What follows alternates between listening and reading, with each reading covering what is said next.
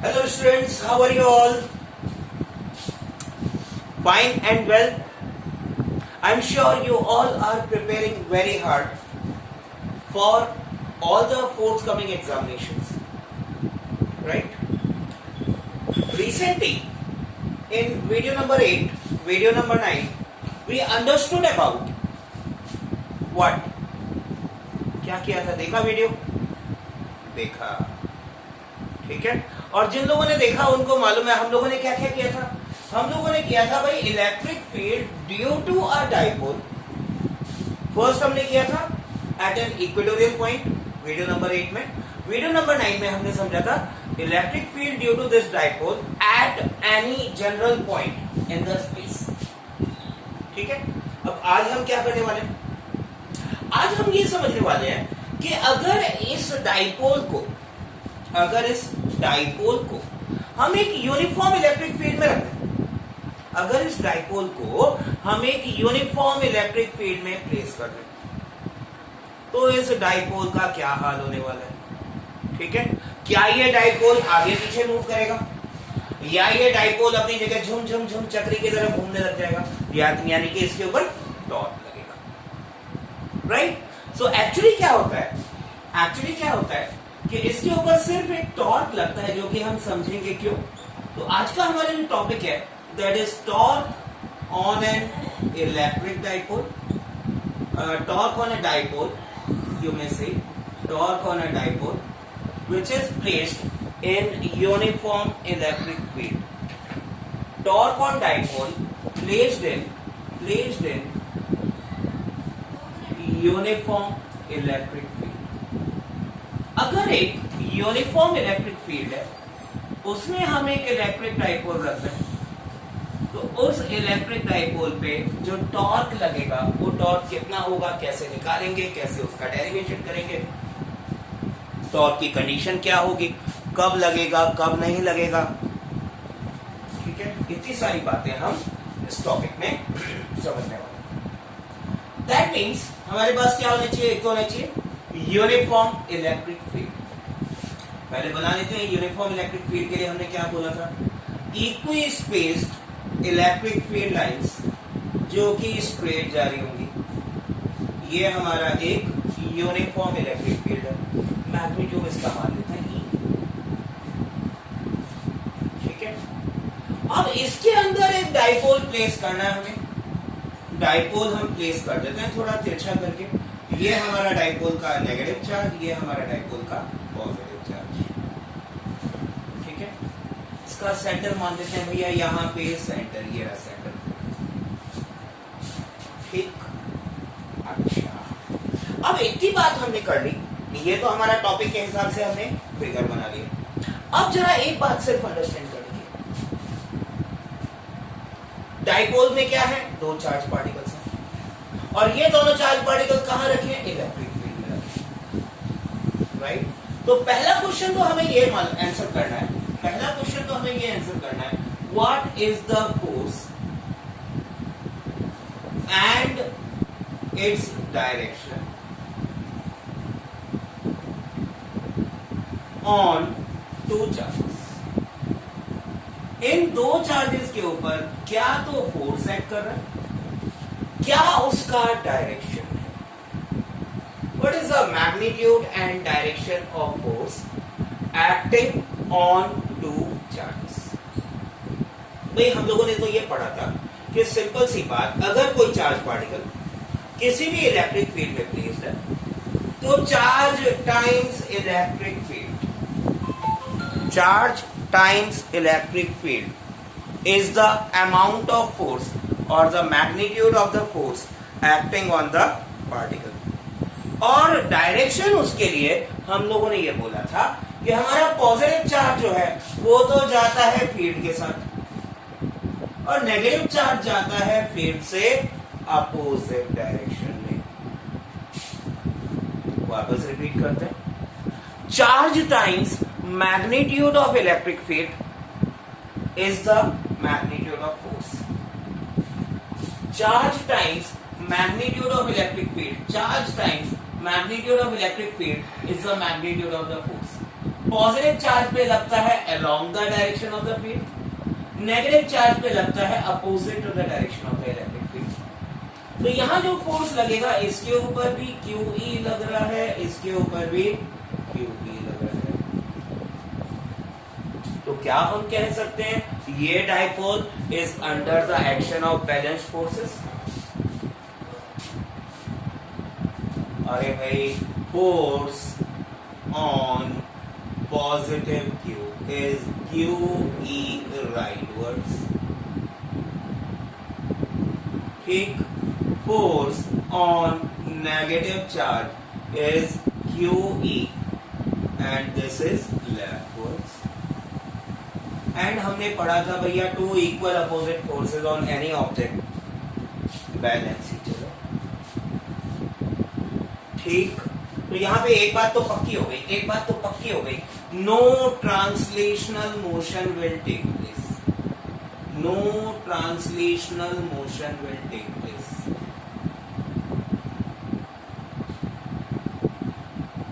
Translational motion यहां पे नहीं होगा, ट्रांसलेशनल मोशन डाइपोल का नहीं होगा।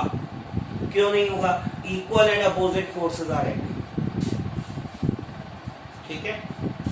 बट फिर दिमाग में एक बात आई कि भैया अगर एक ऑब्जेक्ट यहां रखी हुई है, चलो लंबी ले लेते हैं ऑब्जेक्ट, ये एक लंबी ऑब्जेक्ट यहां रखी हुई है डाइपोल की तरह, और इसके ऊपर एक फोर्स F इस डायरेक्शन में, equal and opposite force F इस डायरेक्शन में, तब तो यहाँ पे टोटल इक्विलिब्रियम है। बट यहां line of action of force same है क्या? The line of action of force is different. एक लाइन ऊपर है, एक लाइन नीचे है, एक लाइन ऊपर है, फोर्स की एक लाइन ऊपर, दूसरी लाइन नीचे। तो ये क्या करेंगे? What will they do? अरे भाई सीधी सी बात, ये मेरा पेन डाइपोल की जगह ऐसे रखा हुआ है। अब इस कैप पे मैं एक फोर्स लगाऊं, दूसरा फोर्स इधर लगाऊं, क्या करेगा पेन? क्या कर रहा है? क्या कर रहा है? रोटेट कर रहा है, right? That means this dipole will start rotating. ये डाइपोल क्या करेगा? ये डाइपोल क्या करेगा? रोटेट करना शुरू कर देगा। क्यों कर देगा? Because since the line of action of forces is not same, the line of action of forces is not same, और क्योंकि line of action of force same नहीं है, hence dipole starts rotating, dipole starts turning या rotating। और rotation कब होता है भैया? जब फोर्स लगता है टॉर्क का। रोटेशन कब होता है? जब फोर्स लगता है टॉर्क का।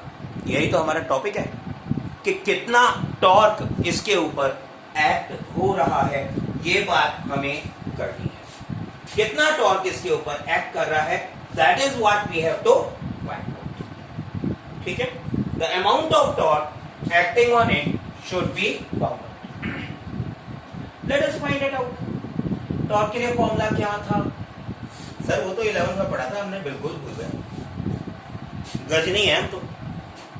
याद दिलाता हूं भाई, टॉर्क हमने ये पढ़ा था, torque was force multiplied perpendicular distance.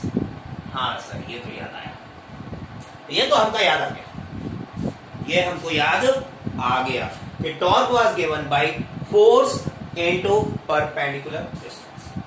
Force और परपेंडिकुलर डिस्टेंस को हमने मल्टीप्लाई किया था तो हमें मिला था टॉर्क।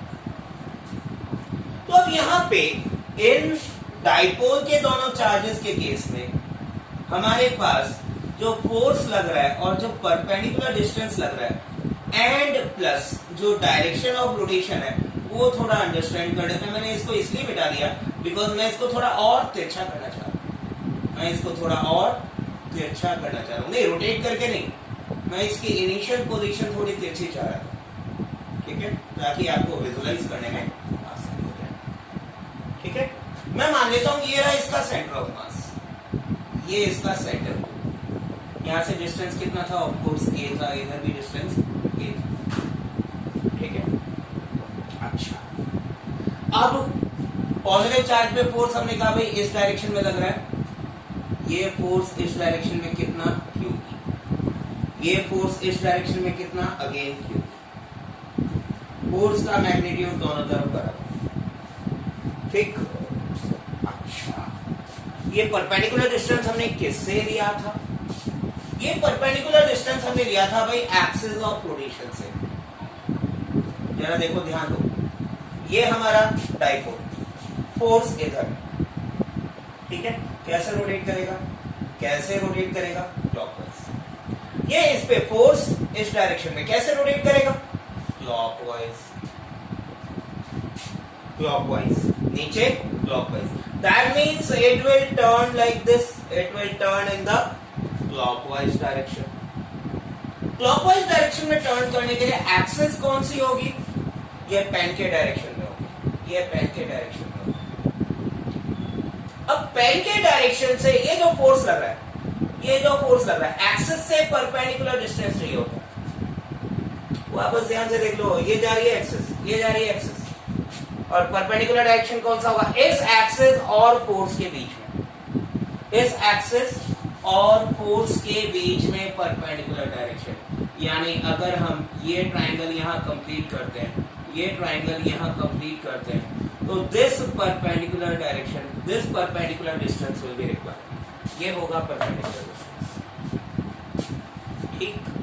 अच्छा, टॉर्क किस किस के कारण लग रहा है, दो के कारण लग रहा है, अभी दो फोर्स है, एक फोर्स क्यू ई इधर लग रहा है, एक फोर्स क्यू ई इधर लग रहा है। तो सिमिलरली यहाँ पे भी परपेंडिकुलर डिस्टेंस लगाने के लिए same triangle we have to gate,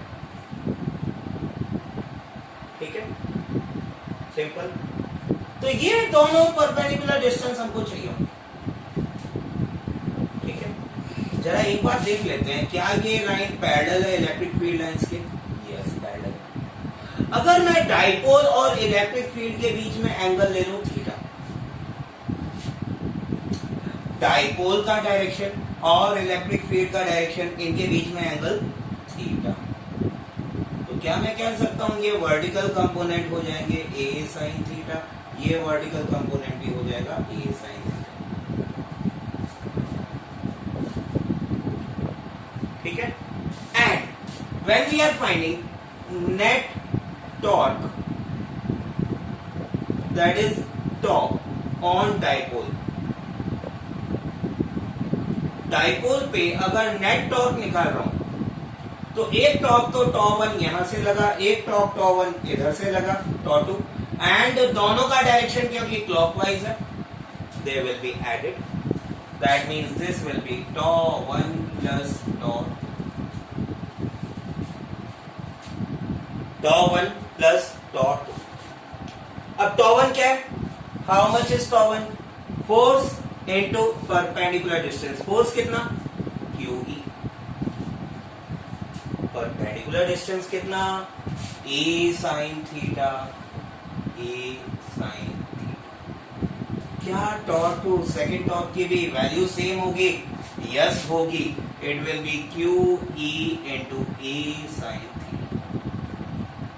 क्या दोनों ऐड होंगे, दोनों क्लॉकवाइज रोटेशन है, बिल्कुल ऐड होंगे, because both the torques are acting in the same direction, both the torques are acting in the same direction, so both will definitely be added, ठीक है। That means ये हमारे पास बन गया twice a q e sin theta। Sir बेईमानी है आपकी, अपने हिसाब से अरेंज कर देते हो। अरे भैया, twice से हमारी क्या थी, length of the dipole, q क्या था, आइदर चार्ज, ट्वाइस ए क्यू मैंने एक साथ क्यों अरेंज किया, क्या कन्वर्ट होगा, क्या बनेगा ये, ठीक है, twice a into Q, twice a into Q, either charge into distance between them, dipole moment, बिल्कुल ठीक बोला। तो this will be P E sine theta. ये हमारा एक्सप्रेशन आ गया भैया नेट टॉर्क के लिए, ये एक्सप्रेशन आ गया नेट टॉर्क के लिए। This is the net torque acting on this dipole. ठीक है, अब इसको देख के पता है एक बात दिमाग में है, एक बात दिमाग में है, डाइपोल मोमेंट का डायरेक्शन ये, इलेक्ट्रिक फील्ड का डायरेक्शन ये, डाइपोल का डायरेक्शन ये, इलेक्ट्रिक फील्ड का डायरेक्शन ये डाइपोल ये इलेक्ट्रिक फील्ड। चलो इसको ड्रॉ करते हैं, ये डाइपोल ये इलेक्ट्रिक फील्ड, ये डाइपोल ये इलेक्ट्रिक फील्ड, दोनों के बीच में एंगल थीटा, ये P ये E, ये P ये E। अगर मैं P क्रॉस E कर दूं, अगर मैं P क्रॉस E कर दूं, यहां से P क्रॉस E कर दूं, तो क्या साइन थीटा जस्टिफाई हो जाएगा? दोनों वेक्टर प्रोडक्ट है, torque is also vector, that means we can represent torque as P cross E। Sir E cross P भी तो हो सकता था, बिल्कुल हो सकता था, लेकिन E क्रॉस P के केस में, E क्रॉस P के केस में थोड़ा सा पंगा था। अगर मैं E क्रॉस P करता, डायरेक्शन क्या रहता? E क्रॉस P करता, डायरेक्शन क्या रहता? Anti clockwise. P cross E कर रहे हैं, डायरेक्शन क्या आ रहा है? Clockwise, which is matching with the direction of rotation of the dipole। ठीक, इसीलिए हम लोगों ने यहां पर जो प्रोडक्ट लिया, क्रॉस प्रोडक्ट लिया, वो लिया P क्रॉस E से। Justified, simple. अच्छा, अब एक बात बताओ, अगर ये क्लॉकवाइज रोटेट कर रहा है, क्लॉकवाइज रोटेट कर रहा है, तो क्या ये डाइपोल इलेक्ट्रिक फील्ड के डायरेक्शन में आने के बाद आगे और घूमेगा?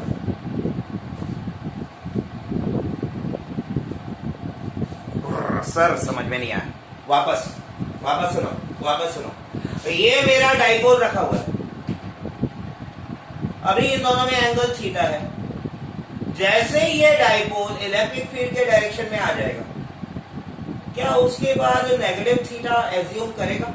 Will it again rotate further, या इलेक्ट्रिक फील्ड के डायरेक्शन में आने के बाद रोटेट होना बंद हो जाएगा? देखो भाई, सीधी सी बात है, व्हेन थीटा इज 0, अरे भाई इलेक्ट्रिक फील्ड के डायरेक्शन में अगर डाइपोल आ जाता है, तो क्या इन दोनों के बीच का एंगल थीटा 0 हो जाएगा? हो जाएगा। अब थीटा जब 0 हो जाएगा, टॉर्क की वैल्यू क्या आएगी? P E साइन 0, साइन 0 0 होता है सर, साइन 0 0 होता है, torque will be 0, torque will be 0, और टॉर्क 0 हो जाएगा, यानी इसका रोटेशन बंद हो जाएगा।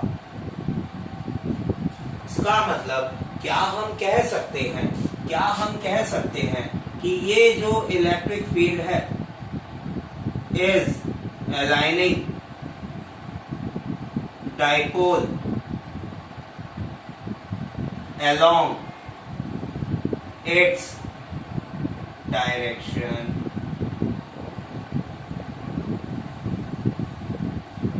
ये इलेक्ट्रिक फील्ड क्या कर रहा है भैया? इलेक्ट्रिक फील्ड इस डाइपोल को अपनी डायरेक्शन के अलोंग अलाइन कर रहा है।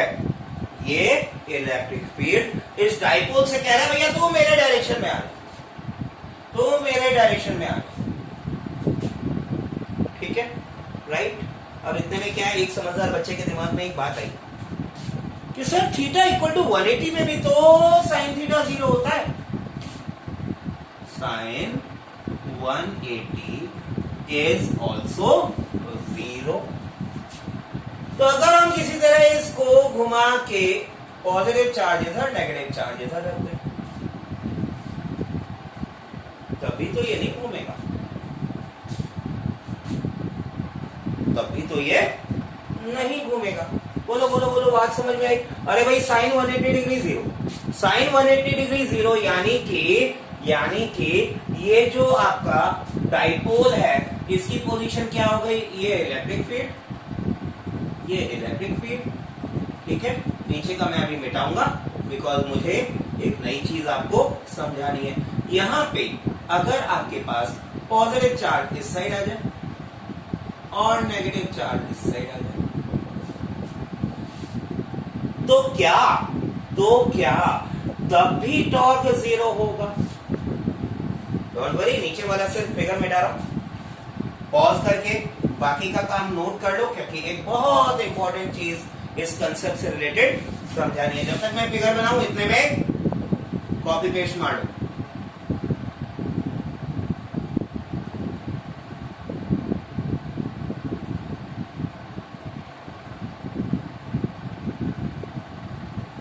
हो गया कॉपी पेस्ट, मिटा रहा हूं इतना पार्ट में। टॉर्क का डेरिवेशन मिटा रहा हूं, टॉर्क का डेरिवेशन मिटा रहा हूं, ठीक है। अब देखो बड़ी सिंपल सी बात, जो पहला फिगर मैंने बनाया, जो पहला फिगर ऊपर वाला मैंने बनाया, इसमें थीटा है 180 डिग्री, इसमें थीटा है 0 डिग्री। ये पार्ट नजर तो आ रहा है ना कैमरे में? हाँ, कैमरे में नजर आ रहा है, यस, ठीक है।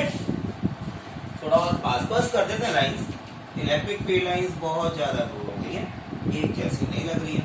ये इलेक्ट्रिक फील्ड लाइंस, ये हमने इलेक्ट्रिक फील्ड लाइंस, यहाँ थीटा कितना है 0 डिग्री, ठीक है। इस केस में टॉर्क कितना होगा? इस केस में टॉर्क होगा P E sin 180, sin 180 is 0 0। यहाँ टॉर्क कितना होगा? P E sin 0 degree, 0 degree में टॉर्क 0, ठीक है। अच्छा, आप देखो मजेदार चीज, सर आपने सेंट्रल एक्सिस नहीं बनाई। अरे भैया बना रहा हूं, ये इसका सेंट्रल एक्सिस, ये इसका सेंट्रल एक्सिस, ठीक। अब अगर मान लो इस पोजीशन में मैं दोनों डाइपोल को थोड़ा सा डिस्प्लेस कर दूं, मैं दोनों डाइपोल को क्लॉकवाइज थोड़ा सा डिस्प्लेस कर दूं, एंटी क्लॉकवाइज भी कर सकते थे, बात एक ही रहती। एंटी क्लॉकवाइज अलग से डिस्प्लेस करके बता दूंगा, पहले क्लॉकवाइज, ठीक है। मैंने क्या किया, डाइपोल को थोड़ा सा डिस्प्लेस कर दिया, डाइपोल को थोड़ा सा घुमा दिया। अरे भाई डाइपोल ये पकड़ा कुछ, ये पकड़ा खुश, ठीक है। डाइपोल को मैंने थोड़ा सा घुमा दिया, ठीक है। अब डाइपोल को थोड़ा सा जब मैंने घुमा दिया तो पॉजिटिव चार्ज किधर आया? इधर। नेगेटिव चार्ज किस साइड आया? इस साइड। इस पे फोर्सेस किधर लग रहे हैं? पॉजिटिव चार्ज पे ये QE, नेगेटिव चार्ज पे इधर QE। यानी हमने जिस डायरेक्शन में इसे डिस्प्लेस किया, भले ही थोड़ा सा किया, ये इस पे टॉर्क उसी डायरेक्शन में लग रहा है, ये खर्च इस पोजीशन में आ गया। यहां पे ये नेगेटिव चार्ज इधर पहुंचा है, ये पॉजिटिव चार्ज इधर पहुंचा है। फोर्स किधर लग रहा है? पॉजिटिव पे QE, नेगेटिव पे QE। घुमाया तो हमने क्लॉकवाइज था, टॉर्क क्या कर रहा है? एंटी क्लॉकवाइज आ जा भैया, राइट। तो इससे बात ये समझ में आई, इससे बात ये समझ में आई कि इसमें जब थीटा इक्वल्स टू 180 है, जब थीटा इक्वल्स टू 180 है, अगर इस डाइपोल को जरा सा डिस्टर्ब कर दोगे, अगर इस डाइपोल को जरा सा डिस्टर्ब कर दोगे तो ये लौट के थीटा इक्वल्स टू 0 डिग्री की पोजीशन में आ जाएगा। ऐसी पोजीशन को हम कहते हैं भैया अनस्टेबल इक्विलिब्रियम। अरे सर ये वर्ड तो सुना था 11th में, सुना था, भूल गए, याद दिलाऊं, याद दिलाऊं। और ये पोजीशन कहलाती है स्टेबल इक्विलिब्रियम। भूल गए, ये भूल गया सब कुछ, याद नहीं है अब कुछ, ठीक है। क्या भूल गए? आप ये भूल गए भैया, स्टेबल इक्विलिब्रियम का मतलब ये होता है कि उस स्टेबल इक्विलिब्रियम की पोजीशन से, इक्विलिब्रियम की पोजीशन से अगर हम जरा सा डिस्टर्ब करें तो बॉडी वापस लौट के उसी पोजीशन में आने की कोशिश करती है। अनस्टेबल इक्विलिब्रियम में अगर बॉडी को हम जरा सा डिस्प्लेस कर दें तो वो बॉडी स्टेबल इक्विलिब्रियम की पोजीशन अचीव करने की कोशिश करती है. In that case, the body tries to achieve the position of stable equilibrium. Right? So when theta is 180 degree, the dipole is in the position of unstable equilibrium. When it is disturbed, it again tries to achieve the position of stable equilibrium by rotating in the same direction. अब इसको जरा सोचो, अगर मान लो हमने clockwise की बजाय anti clockwise rotate किया होता, थोड़ा सा, जरा सा, एक तो सा एंटी क्लॉकवाइज रोटेट करते, पॉजिटिव चार्ज किधर किधर, नेगेटिव किधर किधर, ठीक है, ये हमने सॉरी नेगेटिव चार्ज इधर, पॉजिटिव, ठीक है. अब नेगेटिव का फोर्स किधर लग रहा है, नेगेटिव का फोर्स किधर लग रहा है, पॉजिटिव का फोर्स किधर लग रहा है. आपने इसको एंटी क्लॉकवाइज रोटेट किया होता तो ये एंटी क्लॉकवाइज ही रोटेट होके वापस अपनी यूनिफॉर्म स्टेबल पोजीशन में आ जाता. Right? So that is all about the torque on dipole in a uniform electric field. Right? Keep on studying. All the very best.